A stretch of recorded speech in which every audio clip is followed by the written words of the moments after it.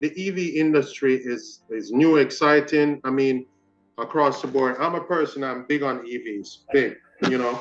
I just personally think that they're overpriced right now. Yeah. Entry level into the market, what we always wait. It is just like remember when flat screen TVs came out, Mm-hmm. right? And Mm-hmm. people were spending $2,000 and $3,000 for a flat screen, Yeah. for a 55 inch, almost 3,000. Exactly.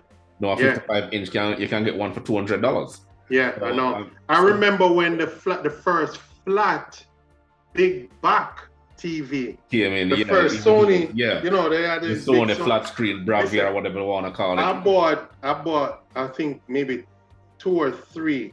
No, it was two. I bought the big one, which was like 36 inch, Mhm. right? But it had a big back. Big back, Then yeah. it had just come out, and I mean, I was like, it was the biggest thing, you know. I paid crazy money for it, Exactly. Yeah. you know. When I think back on it, it was like, what was I doing? It really, Exactly. but Exactly. then So I years always later look at it on, and say, you know what? Just yeah, wait. yeah, Just flat wait it screen out. started coming out. I think what's crazy with this EV, with the electric vehicles now is that, and it's a mixture of different things, right? Tesla, who has been made a trend in a sense, right? Yeah, they're the first mover advantage. Yeah. Yeah, well, I wouldn't say they're the first, but here's what happens. For example, GM, and some of these big name brands, you know, they've been in the car business for a long time, right? Yeah. Why I qualified Tesla as a Tesla, yeah, first mover advantage is because that they were the first to go mainstream, exactly, right? With the exactly, model and say, look, we ain't messing around. Electric exactly, cars were doing, everybody was just sampling, yeah, testing the waters, but yes, they never went full scale with it and full say, scale with this it, is our model and this is what we're sticking to. yeah, And then you started out by they don't have any dealers from manufacturer to customer, exactly, right? All they have is they don't even call them showroom, they call it galleries. exactly, To skip around the whole yes. um where I call it now, political and policy and law framework that is set up in in the automotive sector itself. And I think he made it smart because he wanted to make sure he keep the price across the board, set across the board without anybody having any Exactly. Without any influence. price haggling and Yeah, everything. So exactly, this is what the exactly, price is. You go online, you buy it, one price right across the board for exactly. everything. Which Yeah. which I think was a very smart move. It is. It is. It, it, it It's an is. excellent model. Yeah, it It is. It is. is. It's just that So that my pet peeve with that model because I grew up in the dealership environment and at the end mhm, of the day it's all about customers. yes. When something is needed to be done to the car, Hmm. the dealership is the first place that established that when I call that relationship, Hmm. right? That Yeah. one-on-one relationship. People are still accustomed to talking to a To human being someone.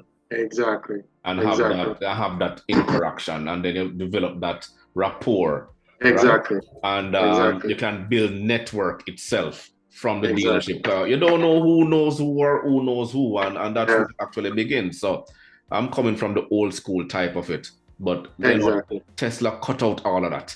Hmm. Hmm. That's just my pet peeve right there. So I have to get it out.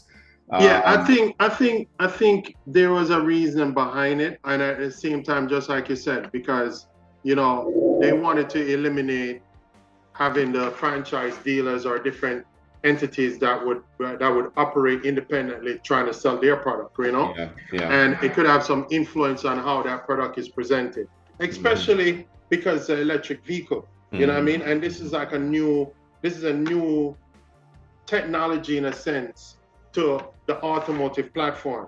You know Right. what I'm saying? And I guess he knew on approaching on wanted to put this product out that the influences that would be there that would affect how this product is sold and all that stuff Yeah. is probably why he approached it this way, which Yeah, is why he bought a technology still product. overpriced. The average It starting price is. for a It, EV is like $40,000. it is. You I know what's mean, funny? You know what's funny about this whole thing too? Because I was watching Tesla prices even before the pandemic. mhm. The prices were right down there. The prices were at a point. Yeah. where it started getting to the place where it's like it started plateauing in a sense. Exactly. The prices were going down. Yeah, it started plateauing, And then he even came in that he was going to try to make smaller models to make it more yes, affordable for entry-level persons who are, you know, earning between yeah, 18 to $18 an hour up. And then the yes, pandemic came and it just threw spokes in everything. yeah, yeah, Now you have 100%. Polestar coming out with their whatever Model 3 they want to call it, competing with Porsche and all these high-end other models. It's Yeah, absolutely ridiculous. yeah, Right? it is. It's getting out there. I mean, you know, why catering for the 1% when the 97% out there are the ones that are driving the economy? Right? I don't Exactly. get it, but anyway. Exactly. Yeah, and you know, I'm a I'm a big supporter of EVs and all that stuff. And I think some of these the big names, you know, the GM, the Fords, the Chrysler, they could have done a better job in and you know, like Ford is making that move now. This is why they have sort of separated the whole EV part separate from Ford, the combustion engine part, you know? Right, yeah. So, you know, I think they could have done a lot more. I like where it's going in a sense with some of the EVs, but as far as pricing, yeah, a lot of them are just a little bit too overpriced. They're overpriced right now. So let's just wait and see what the future holds. And I think it is bright. Yeah.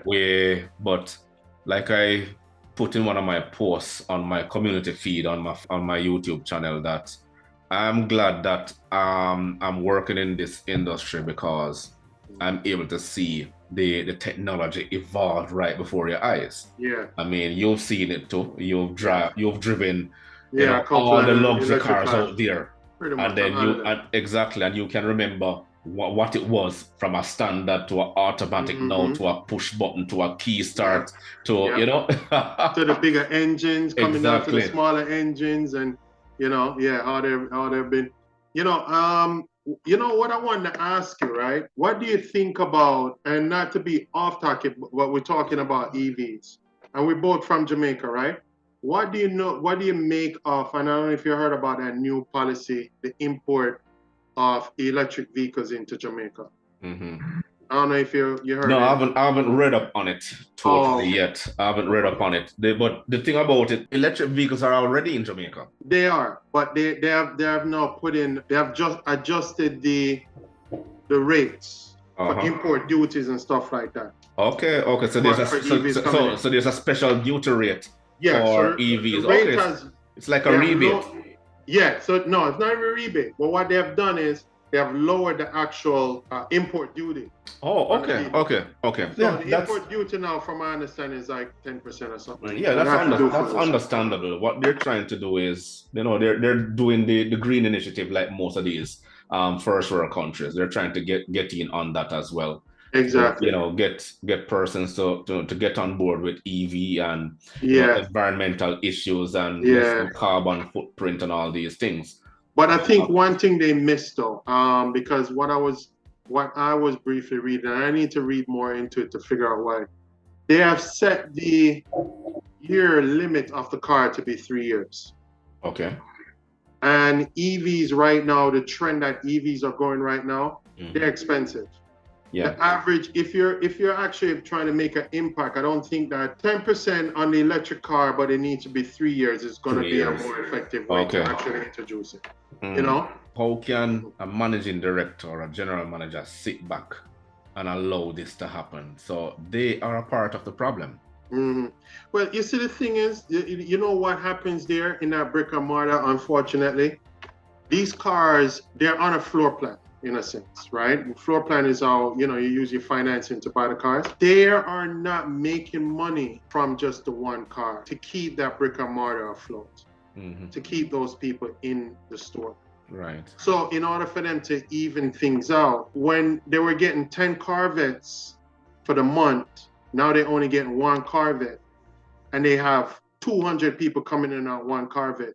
They're pretty much at a scale now where they have to say, listen, that one Corvette, it's almost like an auction. We got to run that up as much as we can on that one carpet, because this is Yeah. what's going to even out the pace for us for the rest of the month. You know what I'm saying? Yeah. Yeah. Well, that is one part. That's It's- pretty it's- much what it is. Yeah, and it's sad though that unfortunately, they're gonna just put that one car is on the floor, showroom floor, and then they're having the customers to duke it out. it's like a duke out. Yeah. That's what's happening. So I feel it for the dealers at the same time, because again, I can understand where that's coming from.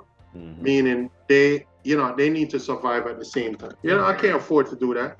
Yeah, so it's what it is. Who have the money and willing to pay? Hey, yeah, great. Let them pay. Yeah, let them pay for it. No problem, man. Omar, thank you again. Really yeah, man, it was appreciate great talking to you, man. Yeah, and like I said, if anything else come up in the market, I'll be sure to hit you up again to walk us Definitely. through the whole process. Yeah, man. Because as you know, we're trying to make it as transparent as possible and Yeah. explain the thoroughness and what goes on behind the scenes itself. So a lot of people don't know. Although you have a lot of people now, especially on TikTok and other social media platforms, who are just like yourself, but they're working independently, claiming that they're holding people's hands and walking them through the whole sales process so that nobody else will rip them off. So it's all out there. So, but any way to make money these days. Exactly. No problem, man. But, exactly. Omar, give thanks. Yeah, man, it was great talking to you, Chris. Yeah, man. Anytime. Yeah, man. All the best. All the best. Yeah, man.